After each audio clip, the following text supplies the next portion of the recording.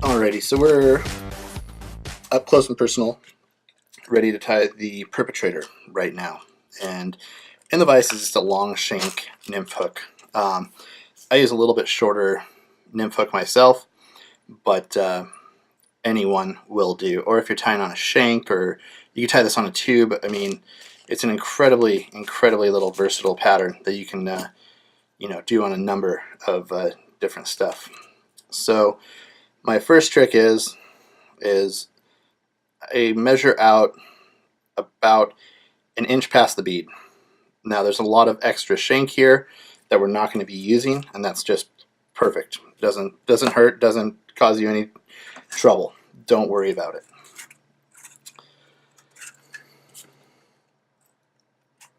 So next up we need to do our stinger hook, and the way that I like to do my stingers is with a wire, and I'm using Senyo's wire.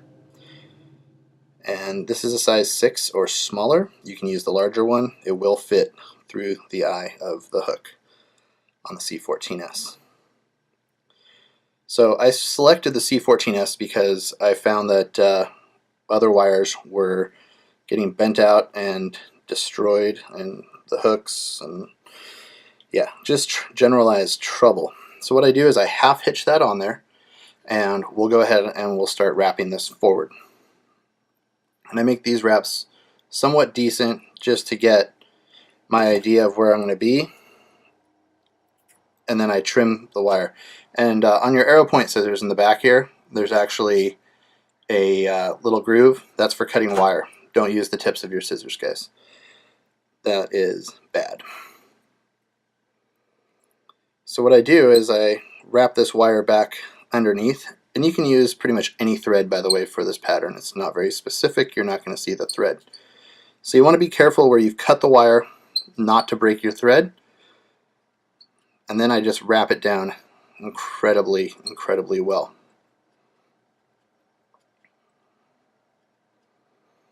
Okay. So I start this next step. You can see the wire terminates here from when we brought it back. And that gives us about, a little over 1/8 of an inch of space to work with. And what you'll want to do is bring in some BR sized or brassy wire. This one happens to be brown, and this will be creating our body segmentation on this fly pattern. So this is a Uni Ultra wire in brown, as you can see.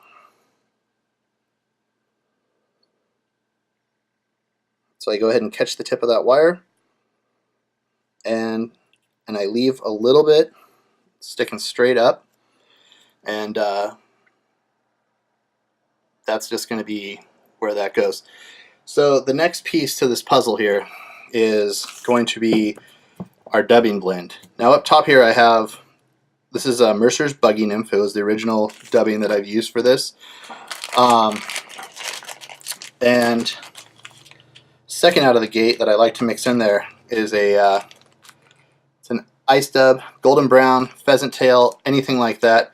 Something with just a brown tone to it that creates some translucence. So what this guy does, and I'll rotate the vise out of the way, it's a custom dubbing mix. Now this isn't something that you can go buy off the shelf, so you got to create it yourself. And this is Hairline's create your own kit. So what I do is you put this material, your dubbings on here, pretty much any materials, and you just work it back and forth. And what it's doing is it's actually mixing your dubbing, and it doesn't matter what the length of the dubbing is. A lot of times I'll go through it and put some down low, up high, everything like that, so that I pull everything through. And once you're done, you're left with this dubbing here. And when we get up close, let's sneak up close here a little bit. Back onto the fly. And you can see now this dubbing's built in to this brush. So handy pick tool. You start picking out all this dubbing. You can use your bodkin. It comes with one though. And at this point in time, I'm really not using any commercially available dubbings that are just stock out of the package. I enjoy doing my own creation and so forth. So what I do with the dubbing once I get it done is I just throw it in one of my little bags here. And now you can write on the bag, you know, October Caddis Blend for Perpetrator. Now before we start creating this body, what I do like to do is come in and I take a tiny amount of flow from Loon, and we're just going to go ahead and lock these thread wraps in. Now I'm not really worried about them coming out, but what this does for me is it just gives me a good penetration into those threads, and I feel it molecularly fuses them together. Just what I like to do. So I zap it with a light for about 10 to 15 seconds. I used to use Zap-A-Gap, and then it would be sticky and cause trouble, and but so most of the time I'm just using a UV product now. It does a great job, and now I'm not left with tackiness and stuff left over from said crazy glues. So considering that we have 3/4 of an inch overlay there, we have a combined strength on this wire of probably 40 to 60 pounds. Not incredibly worried about this fly self-destructing or the you know, hook coming undone on that fish of 1,000 casts. So what I do is I start and I do a really nice dubbing ball, or a dubbing system, and I progressively bring that up a little bit more, step by step, just creating that big October caddis body. And if you guys need to go back and dub in some more, go ahead and do it.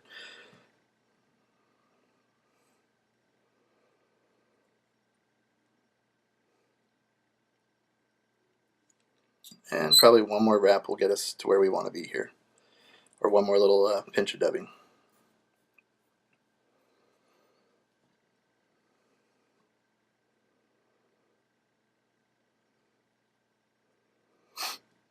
So now that we've worked up there, we have about 1/8 of an inch. What we'll do is we'll just come in and rib this using our wire, bring it right up to the top. Because it's a steelhead fly, I like to pin it in frontwards and backwards. It's just kind of my own deal there. Pop that out of the way. Now you can leave it nice and slender with this good taper like we have going on. You can pick it out, make it look more buggy. I tend to leave them like this, and then if I get out to the river, I want it to look more buggy, then I can pick it out there. It's just it's a matter of preference and what you have personal confidence in. So the hackle for this fly is just a mallard feather. It's mallard flank, so it has cool barring, as you can see, and it's been dyed a cool brown. If it's a rusty brown, a antique, I mean, whatever you have will work. I prefer the brown. I find it to be more realistic. Looks like wing buds. And I just go ahead and secure that in, sitting forward. And then I'll take the tip and I'll fold it back over. The reason I do that is security. We don't want this to come out and cause trouble out on the river. So at this point, we're trying to get this mallard to stand up the best as we can. We really want this to be sparse and have a good profile to it. You don't want it to be too heavy as far as the wraps go. So I go about 2 to 3, depending on how we're looking, and then I'll secure everybody in with 3 wraps and trim. This guy split a little bit on me. That's fine. It's not too bad there. Then what I do is I wrap back down over all these guys. And I actually enjoy that concave coming outwards. It goes against everything you may think you want with a fly. You want it to like look really killer like in your vise. But I found that when they concave outwards and flare out, making that kind of a bell shape, that they're going to move more in the water and they're going to stand up a little bit better as they're coming through different speeds of current.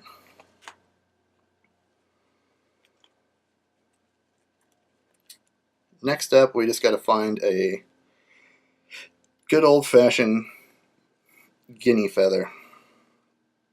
And again here, you could use various colors. You could use an orange if you were super into it. I use a natural. It's the way I've tied this fly for a long time, and it's been all over the place with it, so I have confidence and faith in it. When you're swinging flies, that's the probably the number one thing.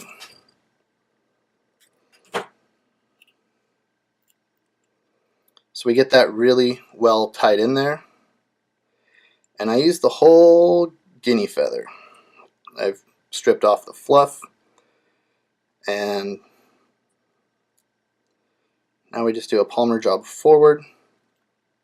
Again, it works out to be about 2 or 3 wraps. It creates a little bit more business. I like the mottled look. I feel like it creates like a synthetic movement. We double back over to secure that in. And you can see those mallards like to stick together. You can, and it doesn't matter if they're sticking together a little bit. I mean, it's not going to make or break anything. And last but not least, we're going to color with a UV ice dub, or an ice dub in peacock black. This is one of my favorite colors. It's going to simulate that darker head of that caddis. And the way that I do that, I just do it in a dubbing, you know, just standard dubbing style, nothing special, no loops. And I just put way more on there than you would need. Walk it up to the front of the bead. Sorry about the squeaky. But whip finish. Once and twice.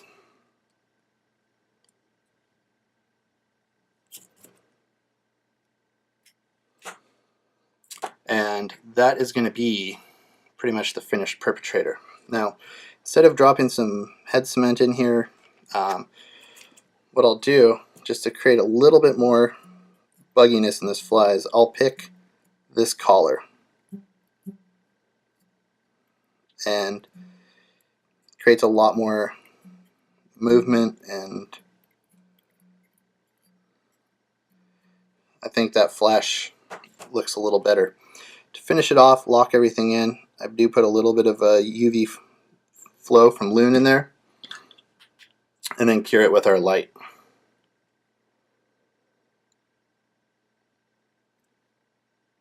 And that's going to be actually just acting as my head cement. I don't wait for head cements to dry anymore.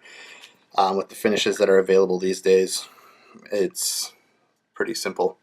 So as you can see, as we spin that guy, it's got a cool profile. No matter which way it's swinging in the water, it's going to be fishing. No topsies, bottoms, any of that stuff. The last little trick that I do, throw it in the vise.